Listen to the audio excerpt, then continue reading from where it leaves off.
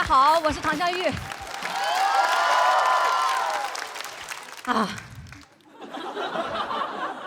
这一轮是挑战赛，我特别害怕。朋友给我想办法，说那到时候你就放狠话，谁敢挑战你，你就嫁给他。我说那不都得站起来呀？我还不知道他们爱江山更爱美人。我想好了，我也不紧张了，反正今天要么晋级，要么办婚礼。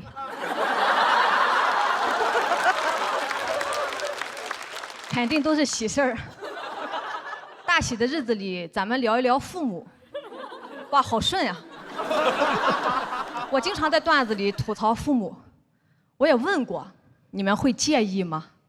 我爸妈很实在啊，说家里也没啥能给你的，就给你点素材吧。吐槽归吐槽，孝心还是有的。我把这些素材写成段子，变了线，就给他们买点东西。我们已经有默契了。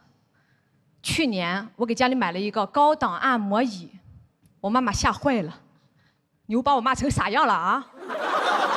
用了几天之后，我爸说这个椅子哪儿都好，就是总感觉在戳他的脊梁骨。去相亲，经常遇到很孝顺的人，说希望我能把他的父母当成我自己的父母。我说你确定吗？你父母的脊梁骨受得了吗？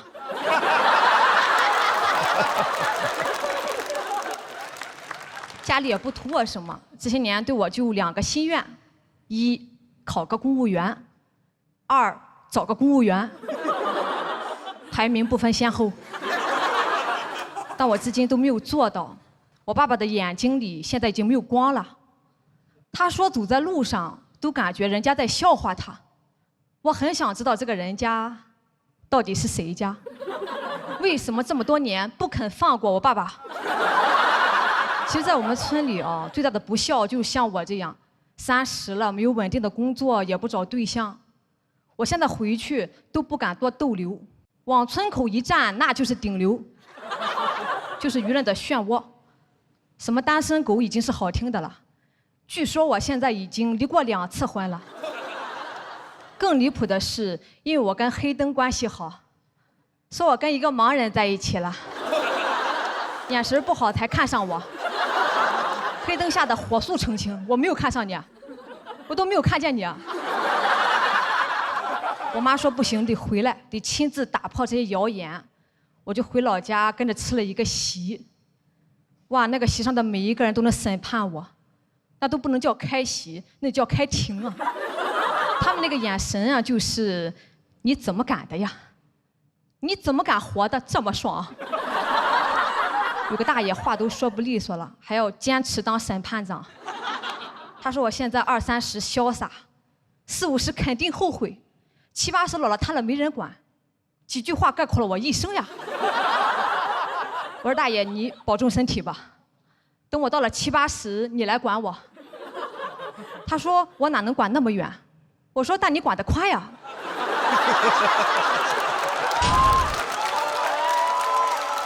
回村没有治好我的精神内耗，治好了乡亲们的精神内耗。以前大家说我学习好，现在说学习好有什么用啊？以前说我考出去了，现在说考出去也嫁不出去。这还是村民吗？这不是预言家吗？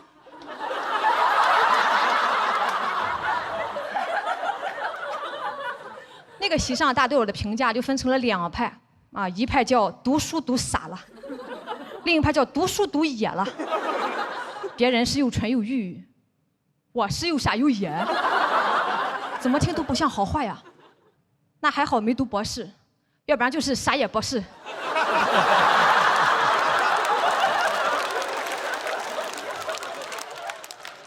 我说我做不到，让大家都认可我。他们说那你是怎么做到让大家都不认可你的？这时我妈坐不住了，哦，她都怼了我好几下，说你赶紧闭嘴吧，我还要在这个村里混呢。就开始道歉，说我不懂事儿，非常好。别人说我的时候，他唯唯诺诺；我说别人的时候，他重拳出击。我妈就赶紧转移话题，让大家都给我介绍对象，生辰八字都准备好了。这个席突然变成了我的订婚宴，我又被包围了，我实在是没办法，我只能说我已经有男朋友了，不是黑灯啊，我就给他们看了王嘉尔的照片，我三姨眼睛一下就亮了，说：“哎呦，这么帅啊，这小伙子哈，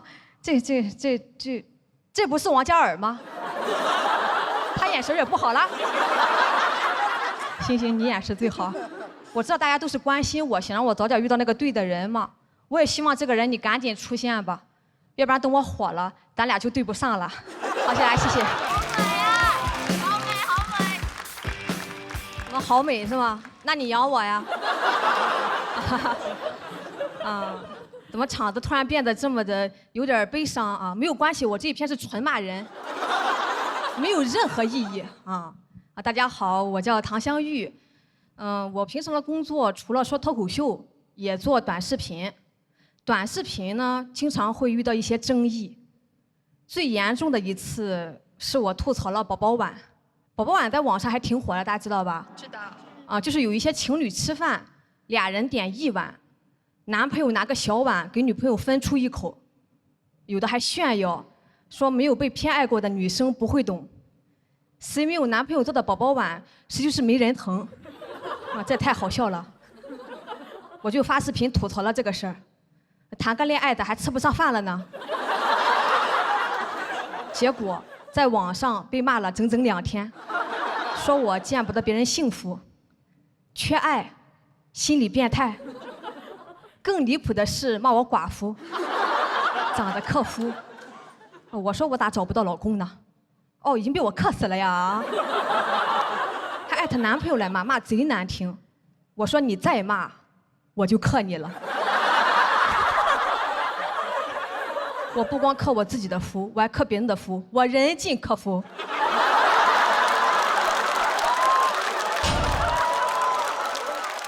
再加上营销号的各种搬运啊，这个事就闹大了。当天微博热搜迅速冲到第8，力压马斯克。老外我照样克。啊，来的都是克。热度越来越高，删了也没有用，删了又跑到我其他视频里去骂，株连9个视频。就在我实在受不了，准备要退网的时候，出现了一个关键转折点啊！转折点来了啊！我的偶像王嘉尔官宣了国内巡回演唱会，咔咔几个热搜，直接把我顶下来了。我当时就反应过来了，我根本不是没人疼。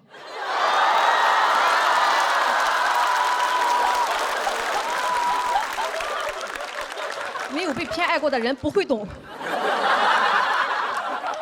听出来了吗？我已经疯了，跟人家有啥关系呢？但一个普通人热搜上挂一天，就很难不疯啊！我啥也不敢发了，这个活风险太大了。我突然觉得吃男人给的饭也没啥不好的，我也找个人养我吧。谁找不到呢？我连夜注册了一堆社交软件，专门匹配厉害的，最起码得是男硕士，全日制的啊。我的最爱，筛选出很多，有联合国什么项目的大使，福布斯青年领袖，还有探险家。哇，探险家！上一次看到这个 title 还是哥伦布。我很俏皮的给他发了个语音，我说最近有没有发现新大陆？他说他喜欢玲娜贝尔，不喜欢星黛露。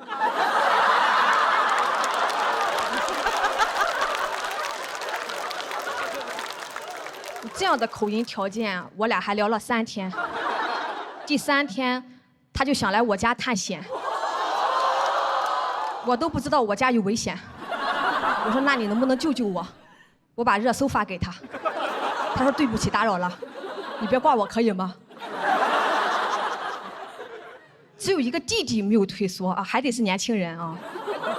他是一个00后，比我小7岁。啊，我也没想到我这么坏。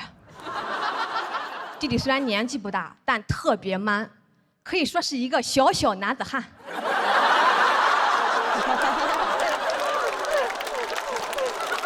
就很喜欢管着我啊，跟我说话都是你给我好好休息，你给我好好吃饭，这也太霸道了。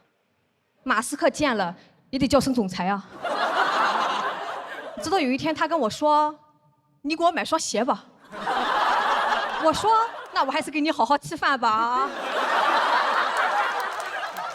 还特别喜欢说我带你去啊，带我去迪士尼。但攻略我做的，票我买的，这个带体现在哪里呢？是带我坐了地铁吗？我会坐地铁呀，要不是你我都打车了。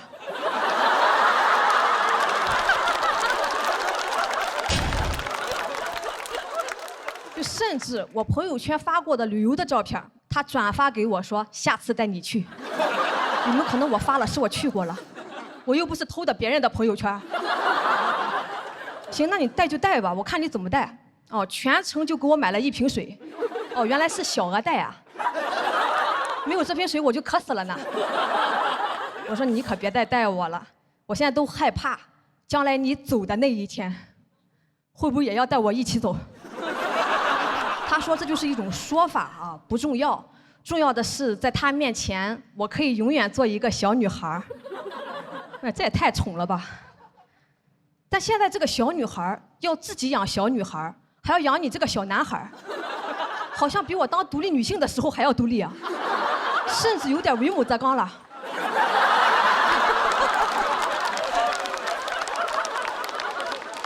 怎么人家找对象有颜有钱，我找对象儿女双全？他说这就是问题的所在，你发现了没有？就说我这个人嘛，性格太强势了，啊，说在我眼里看不到对他的崇拜感。男人都需要崇拜感，我说你花我的钱，我还要崇拜你，我咋不祭拜你呢？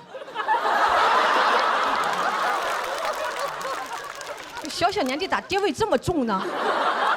我上网还查了啊，说这种叫爹系男友，这个名字一听就有伦理问题。我这是真的，我这个还存在赡养关系。不上班我赡养你啊！啊，终于扣题了。网上对爹系男友的评价还挺高，说是遇到这种男生会很幸福，会把女朋友宠成宝宝。我一看宝宝，那不行，那我的碗岂不成了宝宝碗？我这不是背叛了我自己吗？所以最后我说，要不咱俩还是算了吧，不是我不孝顺，实在是忠孝不能两全呀。好，大家谢谢，祝你们开心，谢谢。大家好，我叫唐香玉。今年30岁，单身，至今未婚。我讲了很多催婚的段子，为啥对这个事儿这么大情绪呢？因为我有一个很厉害的三姨，一直盯着我的婚姻问题。我三姨什么人呢？知名媒人，乡村丘比特，在我们当地说媒几十年，所到之处狗都没有落单的。巅峰时期，给村里的老赖都说上了媳妇儿。简直是功德无了。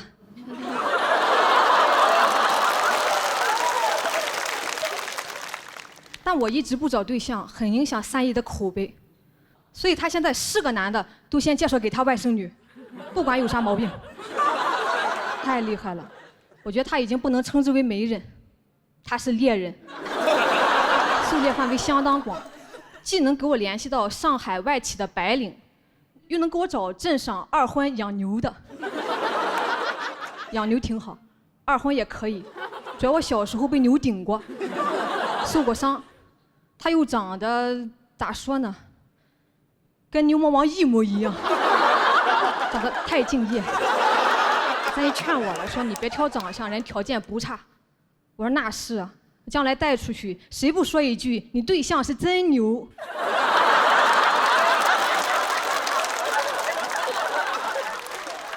他说你管这些干啥？你要是跟了他，没别的，光牛肉都吃不完。我说就没别的了，你还是说点别的吧，我没有那么爱吃牛肉呀。三姨说那毛肚吃不吃？牛大哥其实人不错，聊了不到半个月，我就学会了养牛。我打听了一下，他老婆跟他离婚之后自己干也养牛，也就是说跟他有过情感纠葛的女人都闯进了畜牧业。我突然有一个大胆的想法，我说比起婚姻，你可能更适合干培训，授人以牛也很牛。跟他比起来，白领哥的花样就多一些。我俩都在上海嘛，他一直说想约个饭，但迟迟定不下吃饭的地点。我寻思是不是怕花钱呀？那我来定也行。他说绝无此意，只想找一个能看到东方明珠的饭店。外企是讲究用东方明珠下饭。然后我们俩去了东方明珠旁边的海底捞，完全看不到东方明珠。吃着吃着，他突然说要对他父母好，他父母都没吃过海底捞，这孝心也太突然了，旁边的服务员都不敢动了。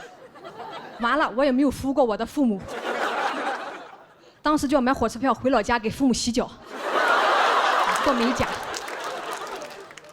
我也不知道说啥，我说那咋办？那让你父母来一起吃。他说父母都在老家呢，没有来过上海，越说越伤心。最后发誓一定要带父母看一次东方明珠。眼看要哭了，我赶紧安慰他，我说这个事儿也不能怪你，主要责任在东方明珠。他在上海这么多年了，都没想过让你父母来看看，长个大高个子，一点人事儿不干啊！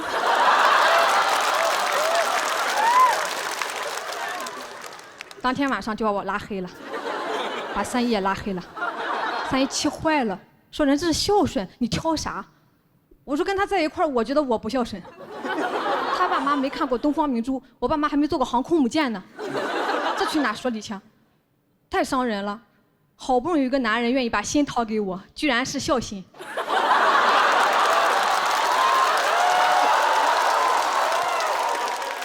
我也想跟3姨好好说话，像从前那样，但现在2句话就能扯到这些事儿上。前2天给我打电话聊起来，说一起跳广场舞的认识了一个姨，脾气好，人也勤快，要是能给我当婆婆就好了。我想问那个姨做错了什么？那个姨甚至都没有儿子呀，就要给我当婆婆了，这是什么模式？消失的她。老公已经这么没用了吗？哦，人问我你老公呢？我说还没出生呢。太独立了，咱们独立女性就找独立婆家。好像一切努力都是为了找个好婆家，从小就这样。结婚真的太重要，有什么好东西也要留到结婚。我们家有一床蚕丝被，距今已经有13年的历史。我说我这辈子没盖过这么好的被子，能不能盖一下子？说行，结婚时候给你。现在不行。我不得不去查了蚕丝被的使用禁忌，是不是未婚盖了不吉利？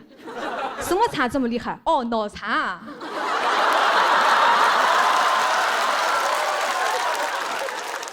我讲这些也有人问我3姨会不会生气。其实我在我短视频里已经讲过很多次了，她就是不往心里去，就是不跟我断绝关系。我今天借这个机会也想跟3姨说，为了你的事业，我真的尽力了。但我也要搞事业，我知道你也是怕我一个人过得不好嘛，但你还记得吗？我会养牛，我能把牛养好，也能把自己养好。好，谢谢大家，谢谢。好，大家好，我是唐湘玉。哇，还真是红气养人哈。准备好了吗？女团来了。我今天都想，要不然直接我们13个就成团算了，比什么赛？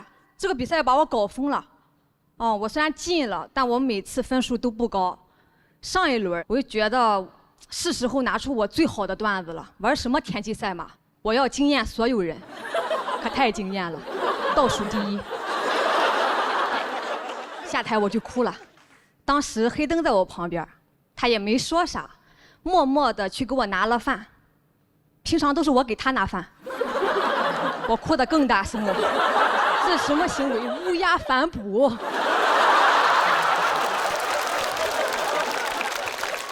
那我得吃啊！打开一看，拿2盒菜没拿饭，啥意思？我这么菜吗？脱口秀这碗饭我吃不上了吗？很敏感，也很脆弱。我那几天根本听不得倒数第一这几个字。碰到个3轮车倒车请注意我都听不得，我说有什么可注意的？他一直很努力，一直往前冲，就是倒了一下，有什么可注意的？师傅说，要不你还是注意一下吧，快压你脚了啊！能听出来我性格特别的要强，也经常内耗。为此，我还去医院做过那种心理测试，我怕测出来我有病，提前在家刷2套模拟题，是不是很要强？为啥是2套呢？因为第1套做出来真有病。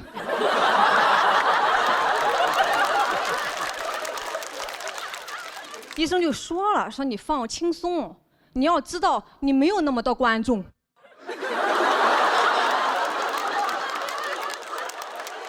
我说我有，你才没有。我当天就换了小璐姐的医生，我也想当超一流女演员。好，我就是这样，我就是一点儿也不松弛。我从小受的教育就很难让人松弛。我爸经常跟我说要争气，啊，虽然咱比人家穷，但咱不比人家差。我说咱主要是不诚实。怎么不比人家差？咱连学费都交不起，每次都要拖几天。啊，老师问我啥时候交，我说不着急。我虽然没有交，但我也没有学。人穷志不穷，一点便宜不占。但我成绩还挺好的啊。老师都感慨说，人唐香玉家里这么穷都不放弃，你们有什么理由不努力？同学们面面相觑，什么理由？不努力还有理由？他努力不是因为他家穷吗？我说你可小点声吧哈。学校呢很重视我，经常让我去做那种励志演讲，我讲完他们就哭，也不捐款。我都这么穷了还消费我。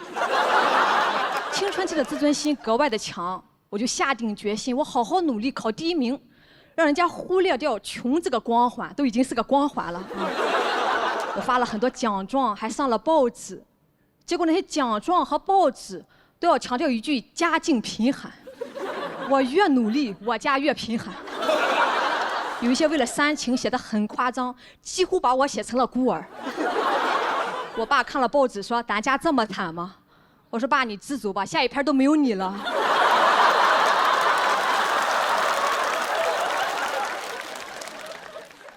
家里都求我说别再去演讲了，想要啥给你买点啥行吗？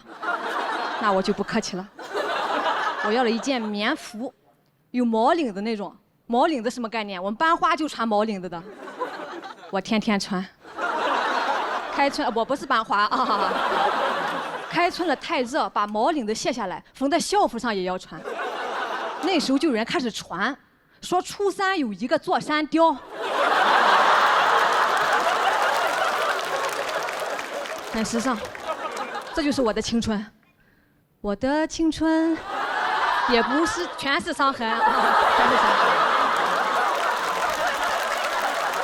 我本来以为也就这样了，不会有什么故事了。直到有一天放学，我遇到了一个骑鬼火的少年，他跟我要钱。我说你可真是有眼不识座山雕啊！你是不是穷疯了？我什么身价？只要我略施小计，我可以让你给我捐钱。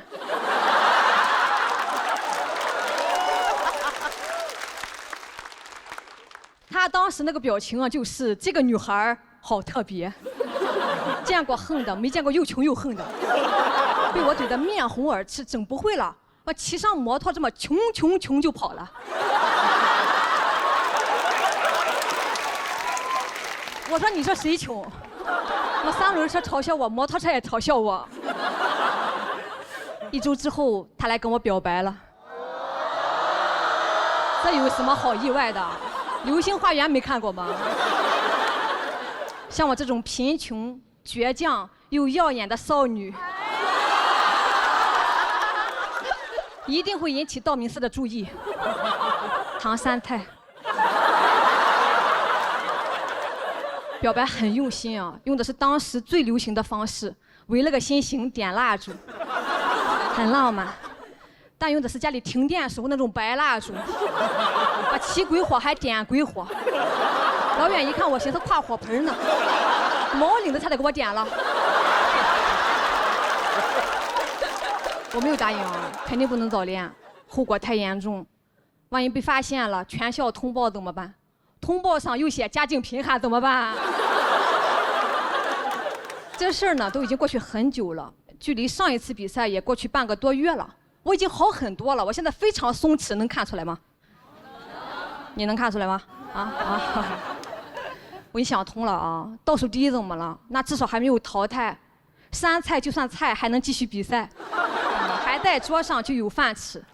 我把今天当成我最后一顿饭，我使劲吃，我不光要吃饱，我还要吃好，我不光要3菜，我还要1汤。谢谢。大家好，我是唐湘玉。哇，总决赛就是刺激啊！这家伙把我搞得跟飞行嘉宾似的。我们节目也播了好几期了。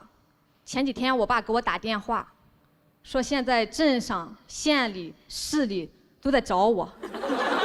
我一下就慌了，这是要通缉我。我没提家乡名字呀。他说你得提呀，你这不是白宣传了？我说我没宣传呀。你要不要看一下节目？我一句好话没说。家丑过养也可以叫宣传吗？高情商这一块还得是山东人哈。跟我说还要来采访他，怎么教育的？我说有没有可能人家说的是你怎么教育的？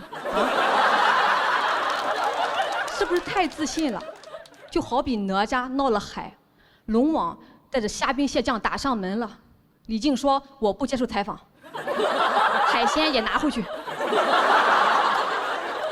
根本听不进去，已经飘了整个人，当天就把自己的微信名从天道酬勤改成了湘玉爸爸。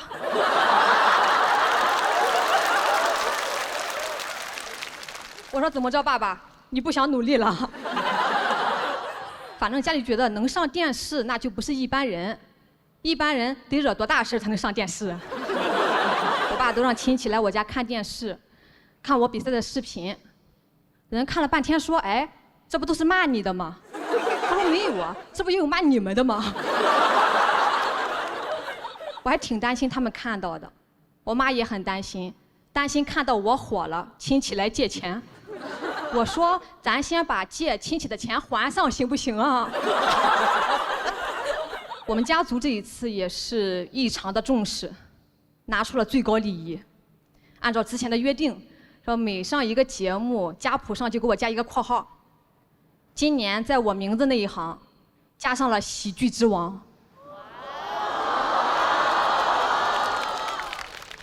周星驰老师做梦都想不到，这辈子能上我们家家谱。我自己这边啊，也有很多意想不到的反馈，每一期播出都有一些男网友给我发私信，要娶我。为什么？我明明讲的是不要催婚，怎么就成了征婚？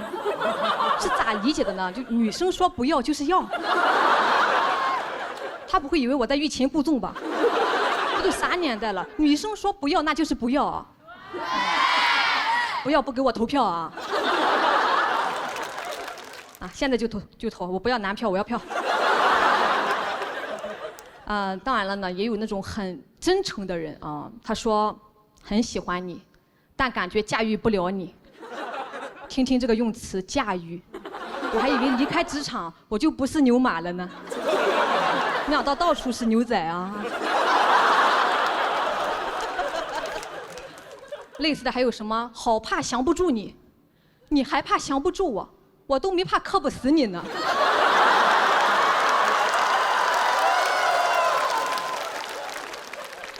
就关键这些私信，我每次都点开，因为它开头写的很官方，什么唐女士您好，何时有空啥的，我以为是商务，没想到是家务。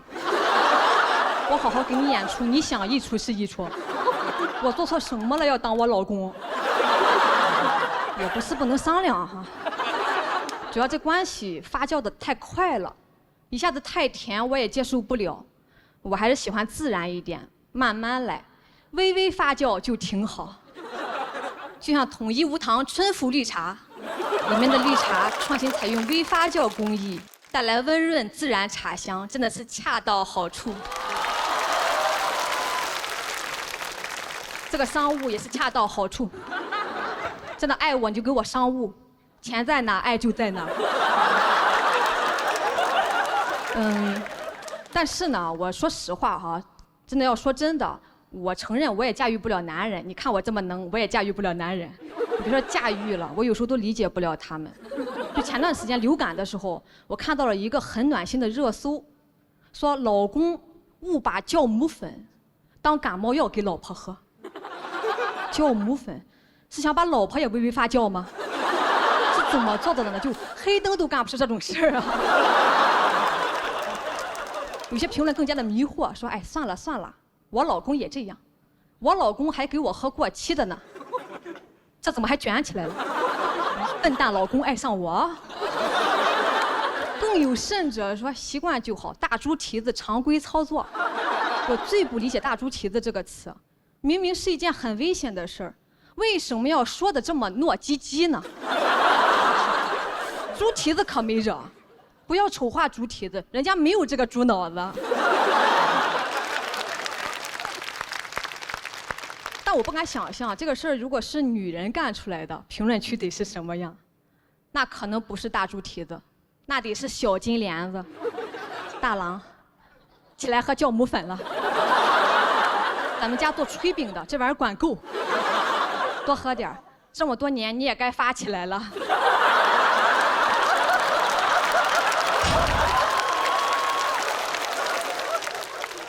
好像再离谱的行为啊，放在男人身上就容易被原谅，甚至有点可爱。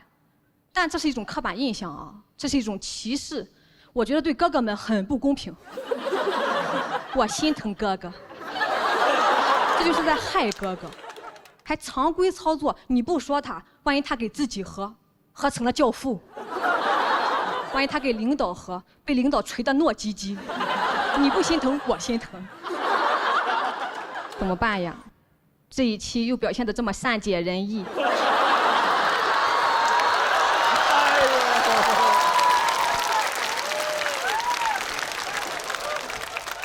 播出之后又会有一大批人爱上我，但我真的求求了，不要再给我发私信了。我现在事业上升期，没有时间驾驭你们，牛仔很忙的。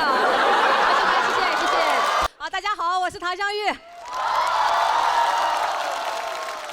稍微有点缺氧了，太刺激了！今年确实是我没想到，我居然一上来就挑战大魔王。我本来还以为我会是大魔王，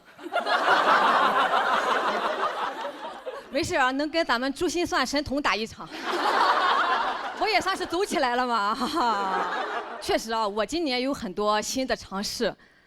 过年的时候，我还登上了山东春晚。你们的反应特别好。当时这个消息一出来，很多人都以为我是回去贴脸开大的，结果播出来都说我被招安了。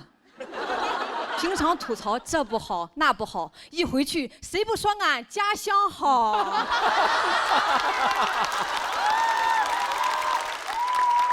上春晚我家里特别重视，我爸说这是荣誉，必须去。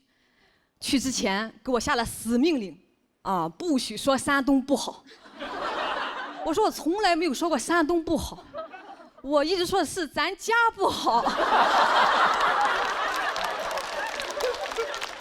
我爸说哦那行，但还是不放心啊，非要跟我一起去，带我爸妈一块儿去的。一到后台，我爸就开始到处搜索，到处社交，给人家发烟。节目组也很照顾我啊，为了给我面子。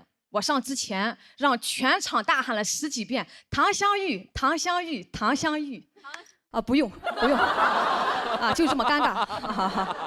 一个搬道具的大叔从旁边走过去，说：“谁是唐湘玉？咋还不来呢？”我说：“刚刚是谁给你发的烟呀？”他说：“那个老头就是唐湘玉啊。”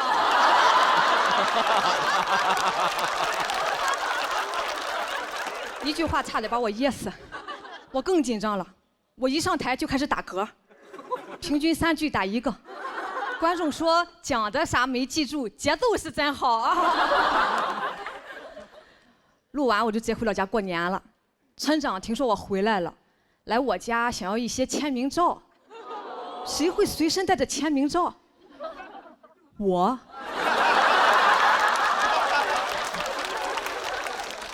但我在路上就已经发完了，年底照相馆也不开，去打印店印了一些纸的，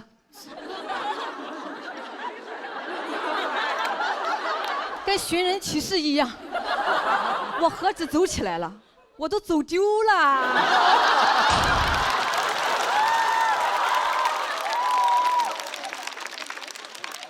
去年我在节目上讲了很多催婚的段子，还记得吧？啊，一度成为了我的舒适区。今年讲不了了，没有人催了。我的家人们对我异常尊重，尊重的像家人一样，尊重到毫无素材，我都得引导。我大娘问我20几了，我说31了。她说31了，我心想快说我，快说我。她说31，好。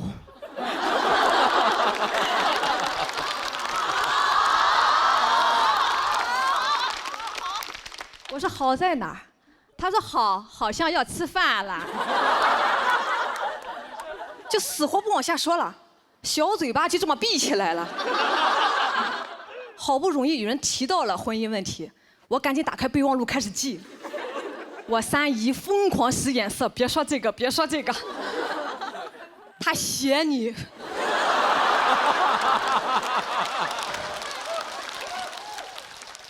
就好像我打开的不是备忘录，是生死簿。我现在不光克夫，也克亲戚了。可怜我三姨，一个开朗的媒婆，变成了回避型人格。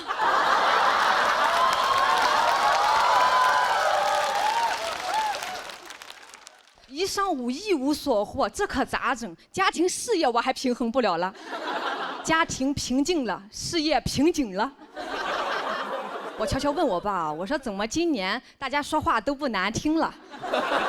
我爸说，因为大家已经知道谁说话最难听了。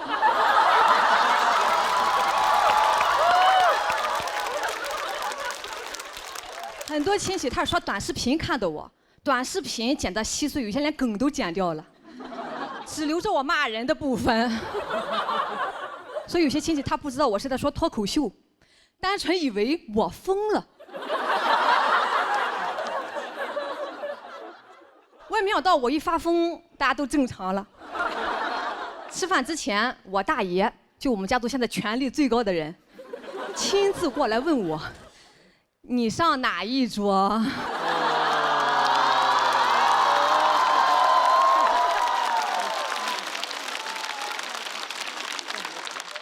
当天有2桌嘛，男人1桌，女人小孩1桌啊。说你随便挑，菜都是一样的。一样的，我咋这么不相信呢？我去看了一下，哎，确实有明显的改善了，但还是让我发现了一个纰漏，就是女的这一桌少了一盘蚂蚱。蚂蚱在冬天可是很稀罕的东西啊，唯一的野生动物。凭什么我们没有？哦，说是怕我们不敢吃。是哦，你说蚂蚱多吓人呀！买回来我亲手烫死的。翅膀我大娘剪的，最后我妈亲手炸的，好可怕呀！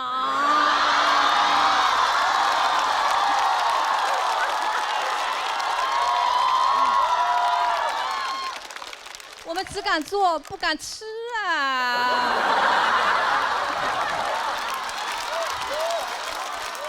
所有人面面相觑，他好像是真疯了啊！我们这桌也有劝我的，说那是人老爷们下酒的，你抢啥呀？别耽误人家喝酒，喝酒着什么急呢？耽误啥呀？耽误我们洗碗吗？最后说不行，我上他们那一桌吧。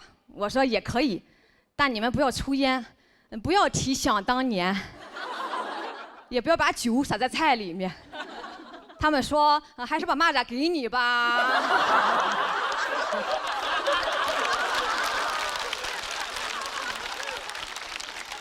所以今年呢也没啥啊，没有什么翻天覆地的变化，就是吃上了蚂蚱。但我已经很满足了，别人有的我们也得有，蚂蚱再小也是肉。好，谢谢大家，谢谢。好，大家好。我是唐湘玉。还是脱口秀的舞台好啊！我也不敢演线下剧了，现在。那张照片不会突然出现吧？特别压力特别大，最近因为一直在比赛嘛，我确实还是压力挺大的。我就去刷我上一季的高光时刻，解压，压力更大了。因为有一条视频点赞特别高，但热评第一，你们知道是什么吗？是有人放了一张我的丑照。没有比杨哥那张好多少。说他其实长这样。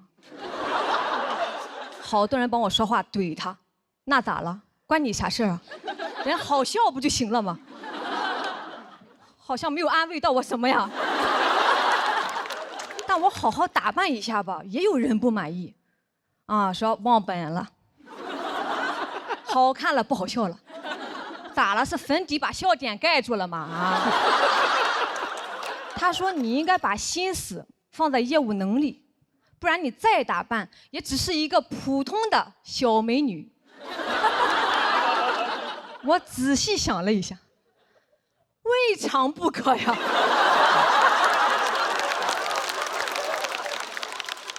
这有啥不满足的呢？以后再说我先叫我小美女唐湘玉，你个小美女。没有，我没有这么洒脱。谁能保证可以一直好笑呢？我肯定会越来越美的呀。我觉得不行，得找找别的出路了。我就想办法去报名了今年的浪姐。啥呀？我又没去。啥呀？去面试了啊，面得非常好，表演了一段唱跳，导演说我太好笑了，又问我还有什么优势，我说我愿意照顾别人，情绪稳定，情商高。侯佩岑你们知道吧？难分伯仲啊。当时气氛也特别好，我出来他们还在笑，我就知道稳了，炸场了吗？这不是？开开心心回来等通知。为了这个，我一场演出都没有接，专心准备出舞台。准备的是《漂洋过海来看你》，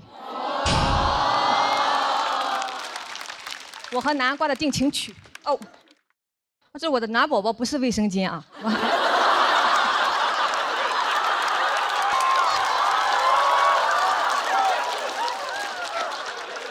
是卫生巾又怎么样？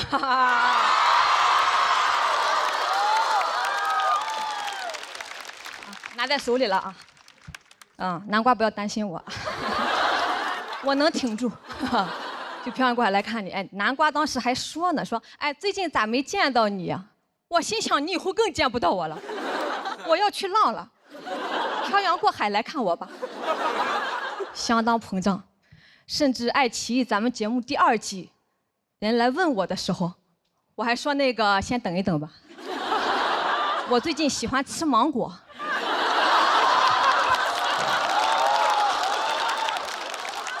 猕猴桃再说吧。直到有一天，我刷到了一个营销号，我有点坐不住了。他说唐湘玉已经和浪姐第6季签了1轮游合同。谁会签这种合同？底下3条评论：啥时候播呀？还有谁呀？以及唐湘玉凭什么1轮游？我用小号发的。这也太瞧不起人了，我必须得争口气。我花了4000块钱，专门请了一个舞蹈老师，好好学了一段，把视频发到网上。网友的评论很抽象，说我跳舞有口音。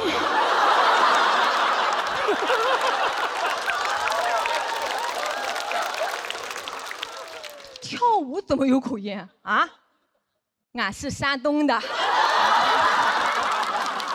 山东淄博的，说我的那个魏舞跳出了山东人的铮铮铁骨。当然了，也有夸我多才多艺的，问我什么时候学的手语。我不语，只一位魏舞。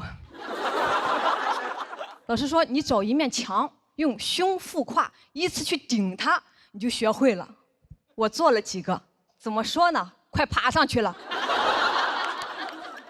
不是魏武，是壁虎。你说这可怎么办呀？肯定选不上了。老师说选上了可怎么办呀？不会还找我吧？啊？你这边笑的也太过分了，纯嘲笑呀！我只能安慰自己啊，我说哎，就算咱这方面确实是有不足，但万一呢？万一人家就是需要一个废物。成长线才好看嘛，那谁想看那种上来就唱得好、跳得好的呀？你想看吗？啊，小点声吧，小点声吧啊！别再说话了啊！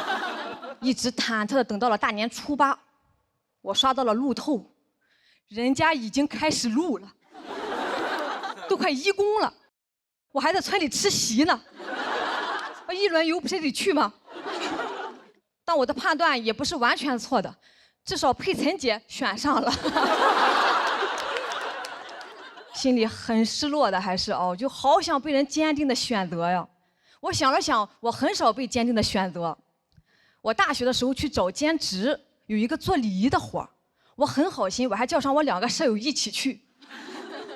那个中介看了看我们仨，跟我说他俩留下，你可以先回去了。我舍友都懵了，怎么你也是中介呀？啊？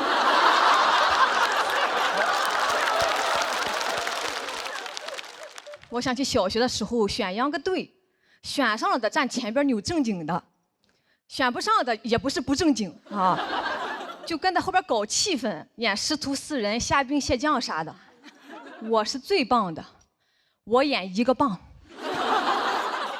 就是花甲，就嘎啦嘎啦嘎啦啊嘎啦，那秧歌让我扭的真鲜呀，都有点下酒了。都是一些没有选上的一些很丢脸的回忆，但是我使劲往下想，我又想起了后面的故事。那个礼仪的活，最后我没走，我争取留下当了观众，给人鼓掌，还挣了50块钱。那个让我演嘎了啊，我也好好演了，我背着壳扭1晚上，我都累瘫了。大家说快看那个嘎了，好像快嘎了。选不上是很丢脸，但脸又算什么呢？你捡起来继续冲就是了。所以我赶紧联系了爱奇艺，再给我一次机会吧，还是猕猴桃有营养啊！因为泰戈尔也说过，如果你因为错过太阳而哭泣，那么你也将错过《喜剧之王》单口季。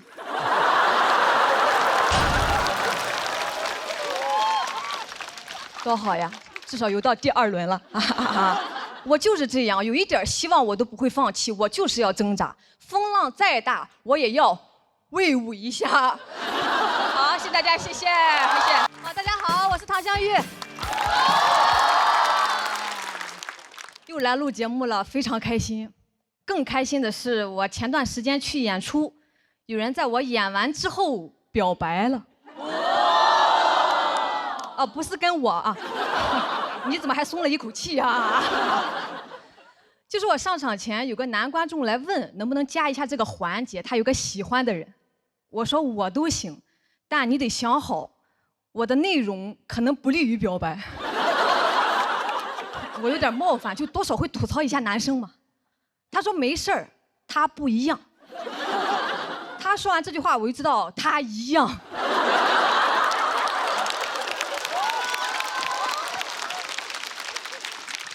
那天我刚讲完，他就窜上来了，让全场给到掌声和尖叫。那个架势都不是 carry 全场，是 marry 全场。把女孩也叫上来了，但人家还没说愿不愿意呢，就有人起哄，亲一个，亲一个。当时场面就僵住了。我讲了1个多小时，还不如这1句冒犯呢。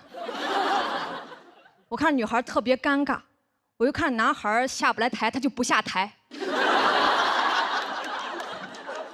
情急之下，我说那要不你亲我一个，不就是多一张嘴的事儿吗？就当我大义灭亲了。不行就亲那个起哄的，他肯定愿意呀。我看他快惨死了。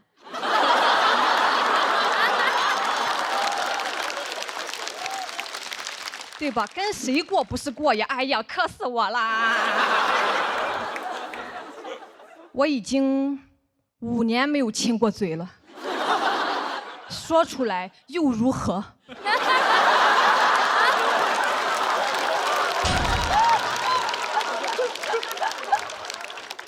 谢谢你的同情。谢我一个。全是同情分啊，今天很感谢。但这一段播出之后啊，我不希望有人给我发私信说可以亲我啥的，也不要发你的嘴，我要的不是这个，也不要发别的啊。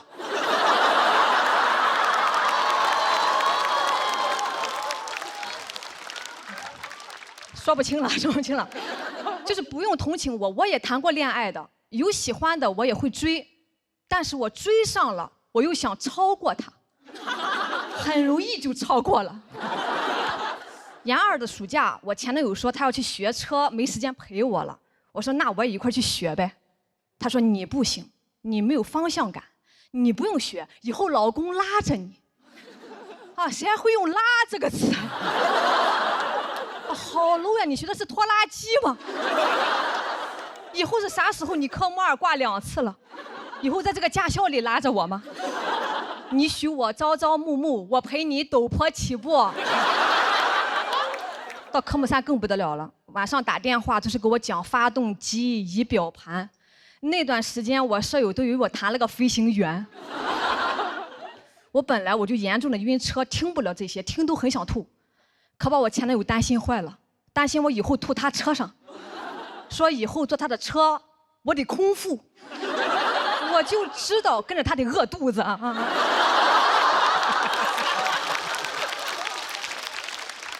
我可饿不了啊！开学回去我就偷偷报了驾校。哎，我惊喜的发现啊，开车是不晕的，那刹车油门你自己掌握你就不晕了。10码的推背感，是一种空前的成就感，太快乐了！快用 vivo S30给我拍下来，快乐你就 vivo Live。我做到了，我的人生不再设限了。教练说你压线了。哎，这手机是好啊，都抓拍到了，还能把我拍得这么好看，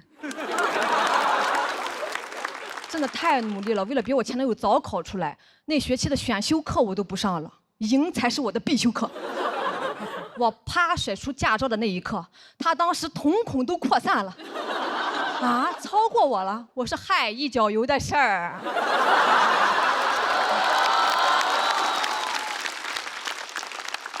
好的爱情会让人变成更好的自己。别人谈恋爱是宝宝，我要跟你幸福，我是宝宝，你服还是不服？其实他对我呢，咱们说也算是真不错啊。平常出去约会啊，他都说你啥都不用管，老公安排。安排就是骑电瓶车拉着我去吃个鸡公煲。为啥骑电瓶车呢？因为他科目3也挂了。哦，我说那要不我来骑吧，前面有挡风还能暖和一点。他说你不行，你没有方向感。啊，我都有驾照了，我没有方向感。是，我是没有方向感，你这个车都没有方向盘呀。那啥时候会让我骑呢？就是他出去喝酒，跟兄弟们就喝大了的时候，我去代驾。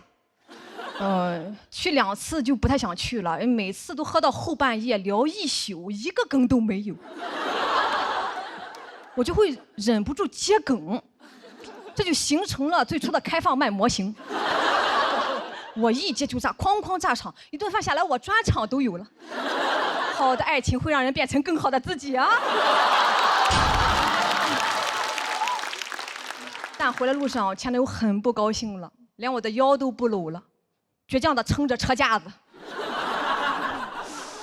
他说：“你乖乖的坐着听不行吗？那是你的场合吗？拍你好几下了，让你少说话。”我说：“你早说呀！我寻思我讲得好，你给我拍灯呢。”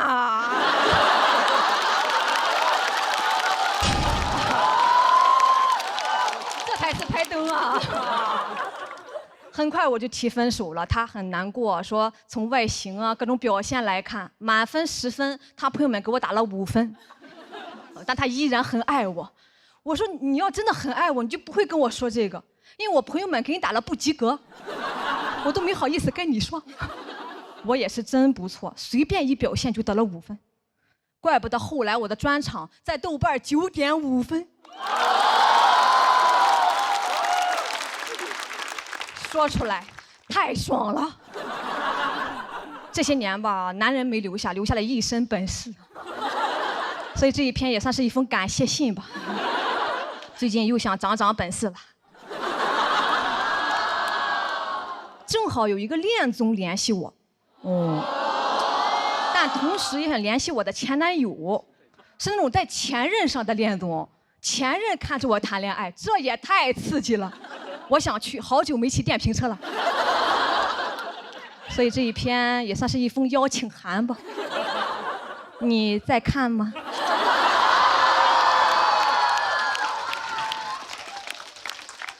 想火吗？驾照考出来了吗？啊，虽然做不成情侣，咱们做同事也可以啊。姐拉着你，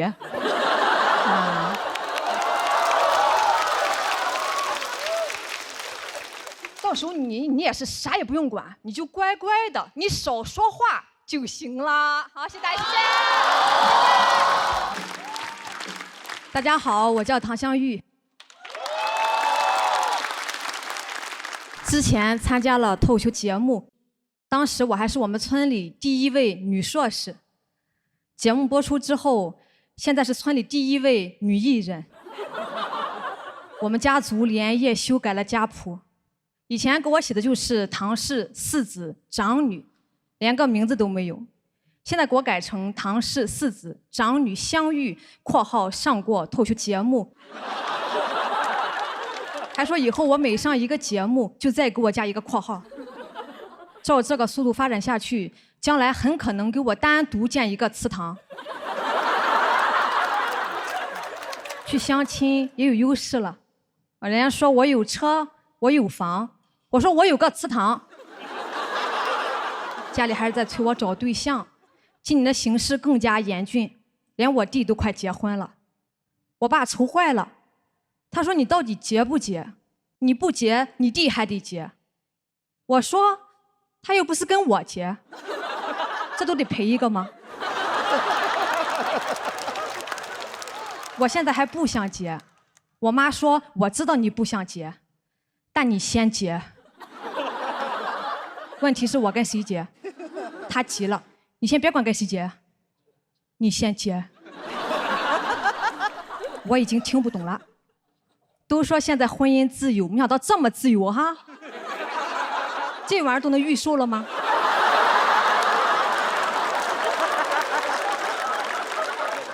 到时候去民政局登记，人问我男方呢，我说你先别管，你先下单。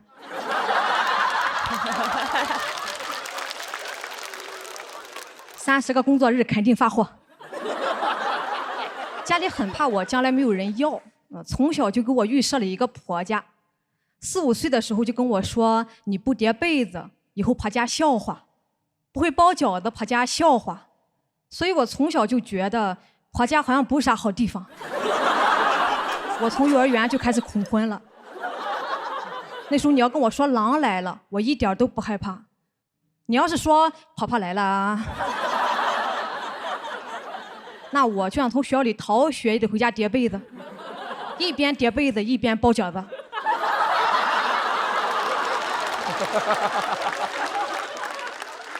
不光父母催啊，亲戚们也来操心。有个大娘，甚至连我的名字都忘了，却还记得我的年龄。30了哈，可留不得了。我吓一跳，是要除掉我吗？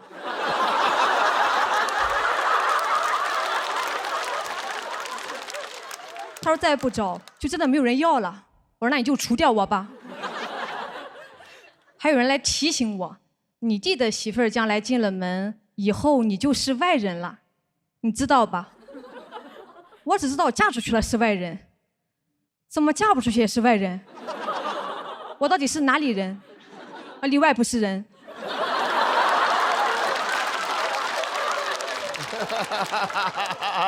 他们的意思是家里的房子要给我弟，以后我回去可能都没有自己的房间了。我弟一听就急了，凭什么呀？不是说给我买个新房子吗？他们把这个矛头转向了我表妹。你姐姐已经魔怔了，你要是不赶紧成家，以后就跟她一样，到处漂泊，没有人管。我表妹都要哭了，还有这种好事啊？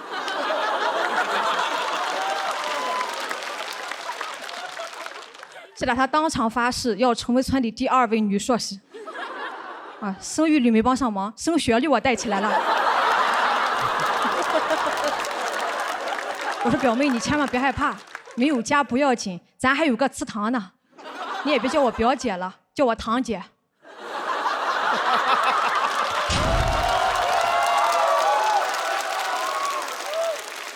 我不是不想结婚，只是还没遇到合适的。就像现在，我也没想出合适的结尾。但我决定听我妈的，不管了，我先结。好，谢谢大家，我是谭玉，谢谢。